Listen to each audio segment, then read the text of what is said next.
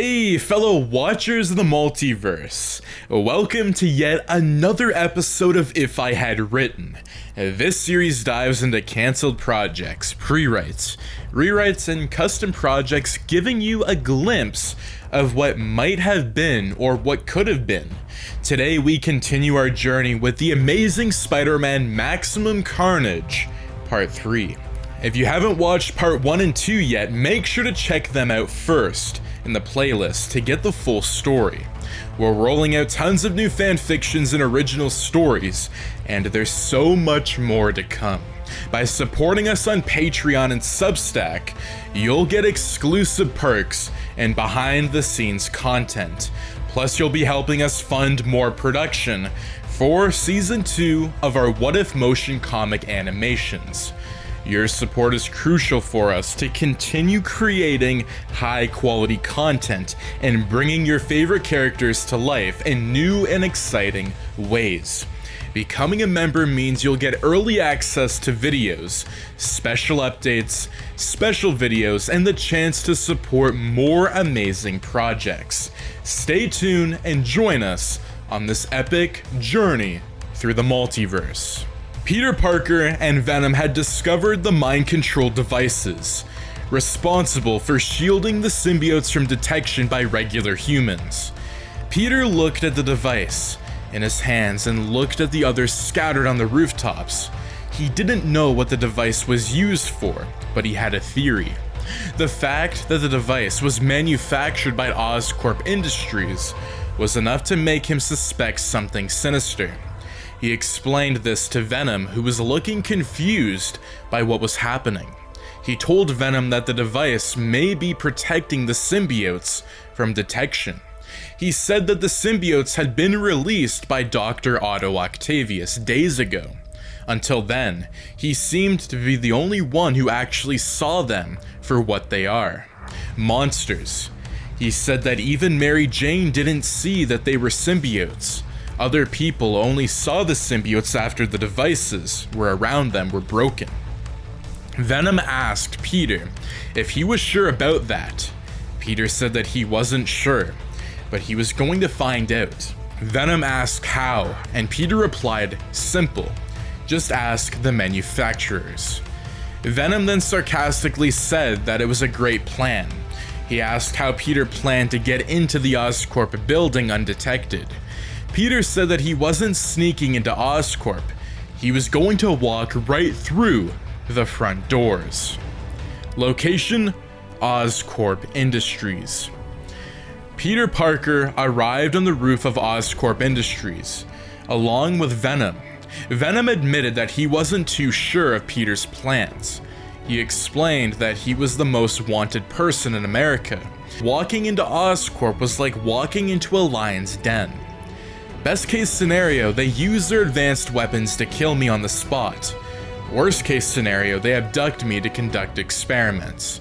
Peter Parker told Venom to stop whining and follow him. Peter jumped down from the building and Venom followed. They landed in front of the building. Several people around them screamed. One man yelled "murderer" at Venom. Venom hurled around the face of the man. The man whispered and ran off. Peter asked Venom to ignore them. They walked through the large doors and entered the Oscorp building. They didn't go far before heavily armed security guards surrounded them, with most of their guns aimed at Venom. Venom flexed his muscles and said, "Let's take them on." Peter said that he should cool it. They won't be taking anyone on. Peter then asked the guards to get Dr. Curtis Connors. He was there to meet Connors only. One of the guards radioed in Peter's request, and after a moment of listening to the earpiece in his ear, he said that Dr. Connors would be right down with Peter. As they waited, a commotion was taking place outside the Oscorp building.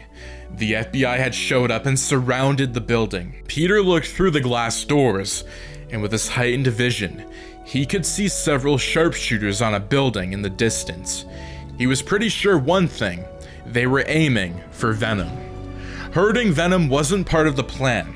He told the Oscorp head of security to phone the FBI and tell them to stand down because Venom wasn't a threat to anyone's safety. One of them went to a phone in the reception desk, phoned the FBI, and relayed Peter's message to them. A minute later, Peter saw the agents retreat from the buildings, but the sharpshooters maintained their positions and their aim on Venom. Then the elevator doors opened and Curt Connors stepped out. He carefully approached Peter while making glances at Venom. "What's all this about?" he asked Peter. Peter then threw the mind control device at Dr. Connors' feet and said, "Mind telling me what this is for?" Location: Oscorp building. When Peter Parker dropped the mind control device on the floor, Dr. Connors moved really fast. He picked up the damaged device on the floor. Then he asked Peter and Venom to come up with him to his office so that they could discuss the device in a private setting. Peter agreed, and he and Venom followed Dr. Connors. Venom was a little bit skeptical, but Peter said that Dr. Connors could be trusted. They were leaving. Dr. Connors instructed Oscorp security to not let the FBI into the building. Now, Peter and Venom were in Dr. Connors' office. None of them were sitting. Dr. Connors examined the device and even ran a diagnostic on it from his computer. After a while, he looked up at Peter and Venom and explained to them that the device was a mind control device. It hadn't always been a mind control device. In fact, it wasn't the initial purpose of the device. He said that Oscorp had found a way to achieve long-range communication without having to rely on the mobile phones or telephones. The communication would go right into the person's brain. However, there were problems with it. One was the communication wouldn't be sent to a signal person. Everyone within range would receive the same communication. A notable problem was that the receivers tended to blindly obey any command it received. Despite its shortcomings, Dr. Otto Octavius managed to use his influence as a top Oscorp scientist, and with him having his own company, to have it mass-produced after Oscorp cut ties with Octavius Industries years ago. Apparently no one had bothered to retrieve all of Oscorp's property that was in his possession. Peter asked why Oscorp Industries cut ties with Octavius in the first place.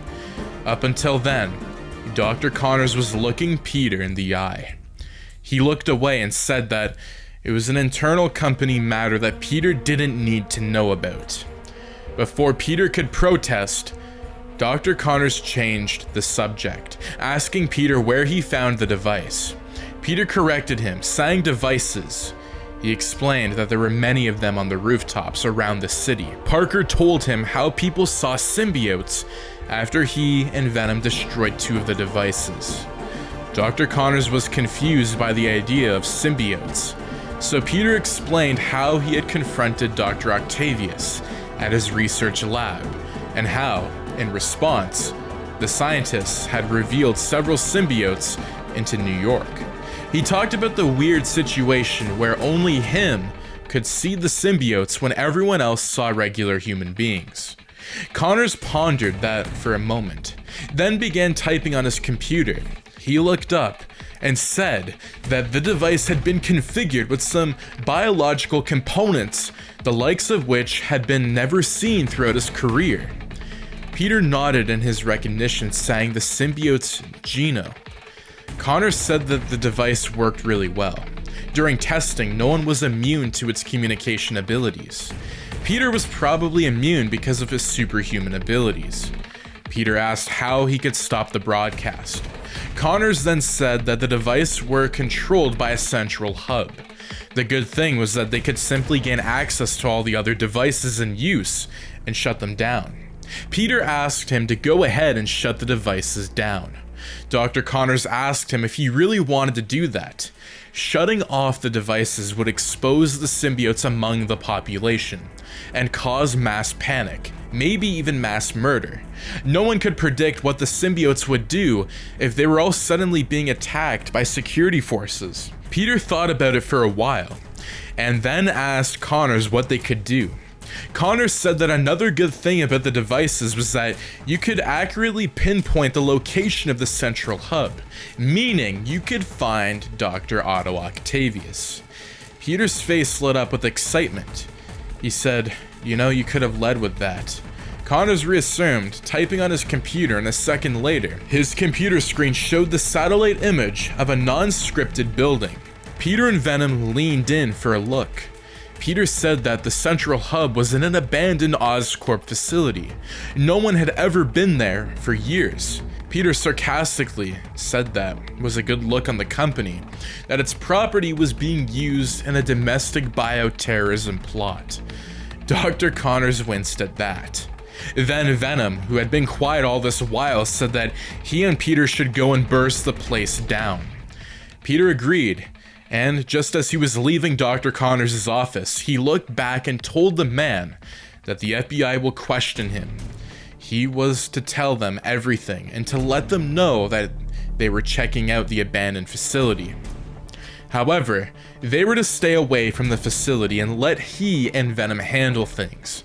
Then he said that Dr. Connors should figure out a way to unlatch a symbiote from a person.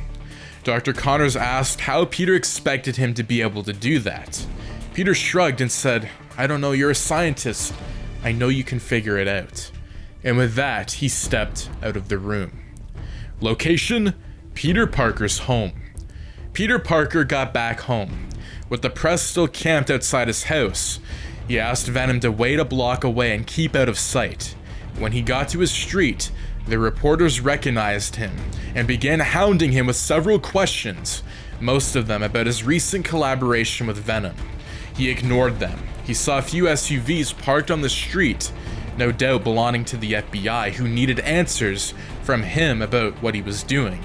When he reached the front door, it opened for him, and MJ fell into his arms.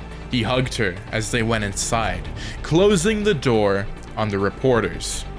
Sitting at their dining table was the FBI deputy director and two other agents. The man got up and went straight to the point, saying that he needed to talk to Peter about what he and Venom were doing at Oscorp. Mary Jane said that the stuff was all over the news. Everybody was talking about him working with the enemy. Peter glanced at the TV and saw a shot of he and Venom off of the roof of Oscorp's building. It wasn't a good image. He turned back to the agents and told them that he needed to be with his girlfriend and that he would talk to them later. The deputy director tried protesting, but Peter interrupted him. Thanking him for his time, the man signed tiredly and signaled to the other agents to follow him out. With the agents gone, Mary Jane asked Peter what was going on and why he was working with Venom. He told her how he felt responsible for Eddie Brock being what he was. He also told her about the mind control devices that shielded the symbiotes. He updated her on everything. Then he said that he was going to find Dr. Octavius. He just wanted to see her before going there. She held his face and kissed him deeply. He said that he would return to her, but he admitted that he didn't know what Dr. Octavius had going on at his facility. Mary Jane told him while she didn't want him to go there, she understood that it was his responsibility to do so. She kissed him again and made him promise to return back to her in one piece. He made the promise and left the house. Location: abandoned underground Oscorp facility. Venom and Peter Parker got to the facility. He noted that the ventilation system was on and there was definitely activity going on inside the building, and that was supposed to be abandoned. He and Venom went to the door and Venom promptly kicked the door in. When they got in, Peter saw a facility, much like the other underground facility he had found Dr. Octavius in. The building was dimly lit. As they walked through the building, Peter's spider senses were tingling. He said that he and Venom were not alone. Venom agreed, just as the two of them kept looking around. Peter was hyper aware of his surroundings. Something was wrong, but he couldn't place it. The poor lighting in the room wasn't helping either. Stealth wasn't working for him, so he decided to stop trying.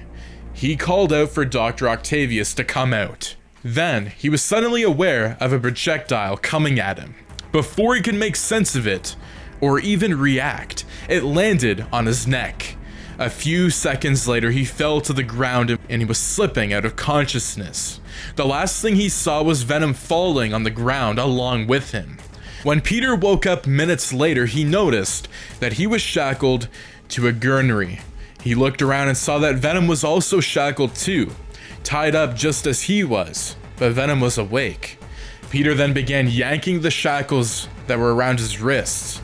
Venom told him not to bother. The shackles were practically indestructible. Just then, the lights came on and Dr. Otto Octavius showed up. Trailing just behind him was Carnage, looking all red and menacing. Dr. Octavius said that he was surprised that it took Peter all that long to find him again. Peter said that it wasn't hard at all. In fact, he thought that Octavius made it pretty easy. He said that the old man was slipping up and making mistakes. Octavius said that none of what he did was a mistake. It was all a part of his elaborate plan to upgrade humankind. Peter rolled his eyes and said that Octavius was still holding on to his flawed hope, that his plan was going to work. Octavius said that he knew that sooner or later Peter would find him, and he actually wanted Peter to do so, and said that he wanted to find out why Peter was immune to the mind-controlled device that was able to see the symbiotes when all others couldn't. He walked over to Peter and began touching his head. He stated that there was something in his head that was making him untouchable by the device, and he would find out what. Parker struggled against the shackles while Octavius touched him. Octavius then stepped back and said that Peter, how he was even able to find him. Peter said that Dr. Kirk Connors told him about the central hub that controlled the mind-controlled devices. Octavius said that Connors was his nemesis. He and his best friend Richard Parker were always opposing his science research projects. It was even because of Connors that he was kicked out of Oscorp Industries and disowned. Peter ordered Octavius to keep his father's name out of his mouth. Octavius asked him if he truly didn't want to know why he left Oscorp. Peter replied by correcting Octavius, saying that he didn't leave Oscorp, he was removed. Octavius screamed that it was all because of Connors and Richard Parker.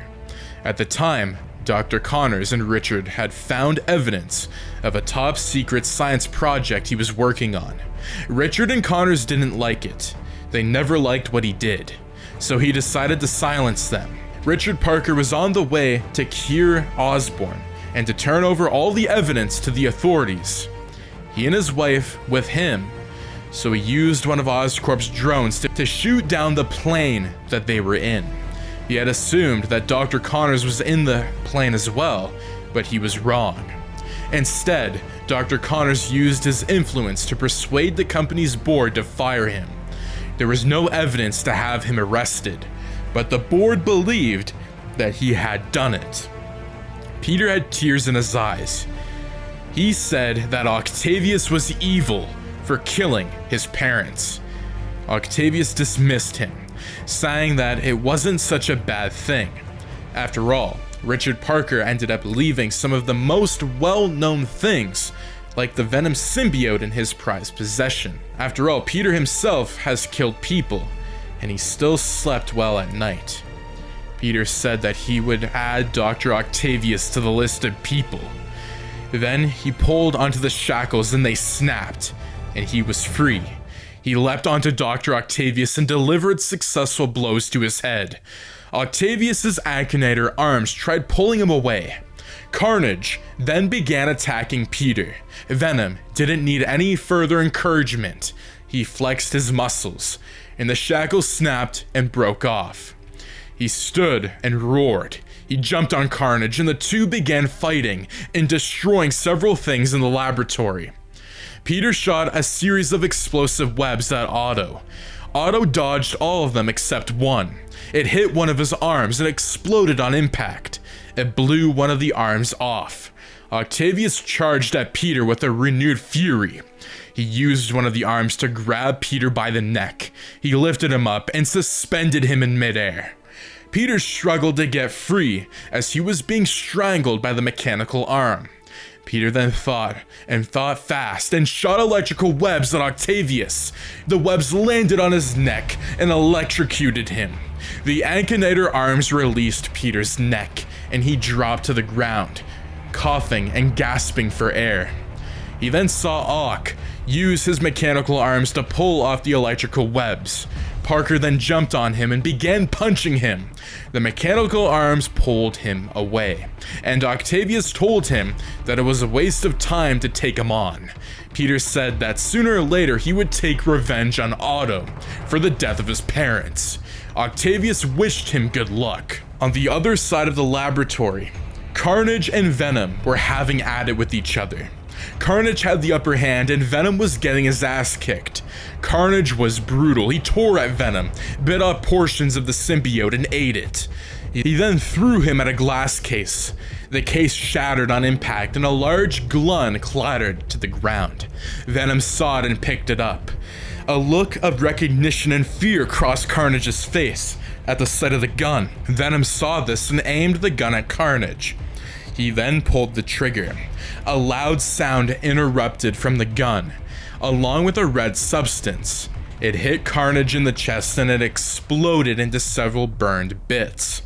Venom himself was thrown back by the recoil of the gun. The loud sounds had affected him badly. Dr. Octavius screamed as he watched Carnage being blown to bits. Venom came over to where Peter was and began fighting with Octavius. Peter left Venom to find the computer that controlled the central hub of the mind control devices. He let Venom handle Octavius. Peter made a quick look around the lab and easily found the computer. He went to it and saw the interface controlling the devices. There were more devices than he thought. He pressed a few buttons and shut off the devices altogether. Parker ran back to where Octavius and Venom were fighting. He said that he had turned off the mind control devices and that his symbiotes were now vulnerable. He said that Octavius had lost. Octavius laughed and said that Peter was clueless. He hadn't lost anything at all. Then he kicked Venom away and began running for the exit. Peter shouted, and they needed to stop him. They couldn't afford to let Octavius get away. They chased after him. In desperation, Peter shot his explosive webs at Doc Ock. He missed instead. The web struck to a large metal cylinder lined up against the wall. Then Peter's spider senses went off. He immediately took note of the hazard and no flame symbols, and on the cylinders, he began to scream no, and then it happened. The webs exploded and so did the gas cylinders. They blew up most of the building with Octavius, Peter, and Venom inside of it. Peter felt the wind being knocked out of his lungs. He landed on the floor and several other things landed on him. Then everything went black. Location: abandoned underground Oscorp facility. Peter woke up to find himself on a stretcher. A paramedic was fussing over him. He sat up on the stretcher and looked around. He saw Venom being interrogated by an FBI agent. He looked fine. Peter saw that the facility had been reduced to a bubble. He asked the paramedic what happened. She replied that a gas explosion destroyed the building. The fire crews were trying to determine exactly what kind of gas caused the explosion. Then the FBI deputy director walked over to Spider-Man. He said that Spider-Man was a hero. Peter asked if they found Octavius, and the deputy director replied that Peter and Venom were the only survivors. They weren't able to salvage any biological material. Everything was destroyed. He said that all the symbiotes in the city had been captured and were in secure locations and were in secure Oscorp vaults. The deputy director shook Peter's hands and said that he did well. Then MJ showed up and hugged Peter tightly. The FBI deputy director excused them. He walked over to the crowd of reporters and happily announced that the threat of the symbiotes were over. All of them were captured and the city didn't need to fear for their lives anymore. He told them that Dr. Otto Octavius was behind everything, and he had been killed in an explosion at his own facility. Mary Jane heard this and asked Peter if it was really over. Was it finally over? Peter said yes, it was really over. She hugged him and kissed him. Minutes later, Dr. Kirk Connors came over to Peter. He told him that he had good news for him and Venom. He said that he had found a way to remove the Venom symbiote from Eddie Brock. Venom came over and asked how. Connors replied that it actually was pretty easy, but it would be painful for Eddie. He stated that a sonic attack would make the symbiote leave him. Peter smiled and asked Dr. Connors how he had been able to figure it out, and if he was sure that it would do the trick. Dr. Connors smiled and said, "I don't know if you've heard, but we've had a lot of symbiotes to practice on." Location: abandoned Oscorp facility. It was nighttime. The FBI agents, fire and medical crews, reporters, and Oscorp scientists had left the facility. It was deserted. No one was there except one. The badly burned and injured Dr. Otto Octavius crawled beneath the rubble, trying to leave. Somehow, the rescue crews didn't find him, and he was too weak to call out for help. Then, in the darkness, he saw a faint red glow. It was sleeking towards him. It was the red Carnage symbiote. He smiled weakly.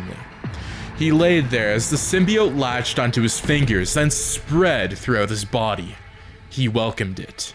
It regenerated his entire body and healed his burns. With renewed strength, he got up and jumped over the rubble. He looked around him. The symbiote's healing powers worked like a charm. It even healed his Akinator arms. Then he allowed himself to be fully transformed into the symbiote. Then he let out a large growl. Doc Ock had become a monster. He was now Monster Ock. And that is going to be part 3 of If I Had Written the Amazing Spider-Man Maximum Carnage. Now let me know what you think of part 3. Again, I am very excited to continue this series. We got so much content coming out, with the channel being revamped, a brand new schedule out for you fellow watchers. I'm super happy. I'm very happy what we're doing here on the channel, and to really see the progress that we are making on season 2 of the What If series is really nice. I know that some of the episodes were shifted, but again, it's going to be really cool and really amazing. All I can really say is thank you so much for the support, all of you. Everybody who's been supporting the channel, it really means a lot to me, and I do want to say thank you so much for checking out the Patreon, the Redbubble, and coming back to the YouTube joining. I know we got a lot of people coming back in, and it's just really amazing to see, and I'm very excited to continue making more content for your enjoyment.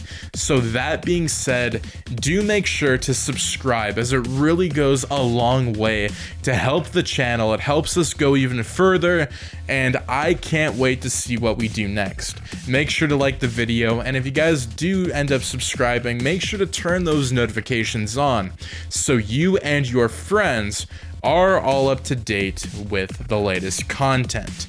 Thank you so much for tuning in, and I'll see you in the next video. Take care and have a fantastic day. Peace out.